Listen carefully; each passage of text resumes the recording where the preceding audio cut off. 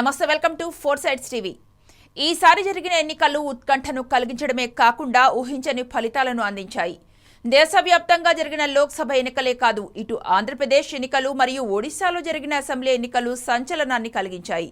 Biju Janata Dal BJD అధినేత నవీన్ పట్నాయక్ తాను పోటీ చేసిన కాంటాబాంజీ అసెంబ్లీ స్థానం నుంచి ఓడిపోయి 24 ఏళ్ల ముఖ్యమంత్రి పీఠాన్ని కోల్పోవడమే కాకుండా బీజేపీకి చెందిన ఒక నామమాత్రం నాయకుడి చేతిలో పరాజయం మూటకట్టుకున్నారు. నవీన్ పట్నాయక్ తన కంచుకోట అయిన హింజిలితో పాటు పోటీ చేసిన రెండవ స్థానం కాంతాబాంజీ. కాంతాబాంజీలో బీజేపీకి చెందిన లక్ష్మణ్ బాగ్ చేతిలో స్వల్ప తేడాతో పట్నాయక్ ఓడిపోయారు. ఇక్కడి నుంచి 4 సార్లు గెలిచిన కాంగ్రెస్ సిట్టింగ్ ఎమ్మెల్యే సలూజా కేవలం 26,839 ఓట్లతో మూడో స్థానంలో నిలిచారు.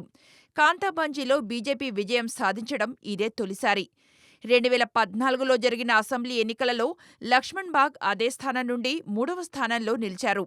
2019లో కాంగ్రెస్ అభ్యర్థి సంతోష్ సింగ్ సలూజా చేతిలో కేవలం 128 ఓట్ల తేడాతో ఓడిపోయారు.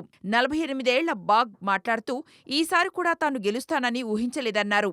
ఓటర్లు ఎన్నికలయ్యేదాకా సైలెంట్గా ఉండి తెలివిగా ఓటు వేశారని పేర్కొనడం గమనార్హం.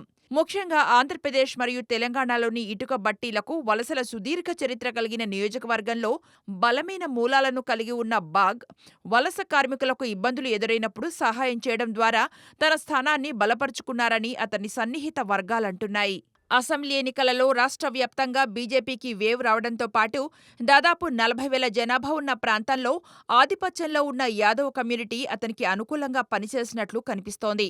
బాగ్ సాధించిన విజయాన్ని క్లుప్తంగా వివరిస్తూ సన్నిహిత సహాయకుడు ఇలా అన్నాడు. అతను 2014 ఎన్నికలలో పోటీ చేసే ముందు బాగ్కు గతంలో ఎలాంటి ఎన్నికల రాజకీయ అనుభవం లేదు. అతనికి కుటుంబ నేపథ్యం కూడా లేదు. బాగ్ నియోజకవర్గంలో సామాజిక సేవ చేస్తున్నాడు. అంతేకాకుండా విహెచ్పి మరియు బజరంగ్ దళ్తో సంబంధం కలిగి ఉన్నాడు.